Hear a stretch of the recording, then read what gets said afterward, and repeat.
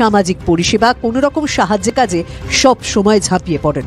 গত কয়েক বছরে হামি নেপাল সেখানে নাগরিকদের আওয়াজ হয়ে উঠেছে। নেপালে সোশ্যাল মিডিয়া প্ল্যাটফর্মগুলি বন্ধ করে দেওয়ার ঠিক আগে ইনস্টাগ্রামে একটি পোস্ট করেছিলেন সুদান গুরুং। জানিয়েছিলেন পথে নামার সময় হয়েছে। পড়ুয়াদের স্কুলের পোশাক পরে এবং বই হাতে এই মিছিলে যোগ দেওয়ার অনুরোধ করেছিলেন তিনি। বিক্ষোভকে শান্তিপূর্ণ প্রতিরোধের প্রতীক করে তোলাই ছিল উদ্দেশ্য। শান্তি আর নেই ঠিকই, তবে আন্দোলন ছড়িয়েছে আগুনের মতো। দুর্নীতির বিরুদ্ধে সুদানের লড়াই অবশ্য নতুন নয়, এর আগেও বহু আন্দোলনের সঙ্গে জড়িয়েছেন। সোশ্যাল মিডিয়া তার কাছে ছিল হাতিয়ার, সবাইকে একজোট করার, এক ছাতার তলায় আনার। দুর্নীতি, স্বজন পোষণের বিরুদ্ধে গর্জে ওঠার মোক্ষম অস্ত্র, সেটাও এবার ছিনিয়ে নিচ্ছিল ওলি সরকার। তার আগে শেষ মুহূর্তে সেই সোশ্যাল পথেই তিনি নেপালের ছাত্র যুবদের একাংশের কাছে নিজের বার্তা পৌঁছে দেন।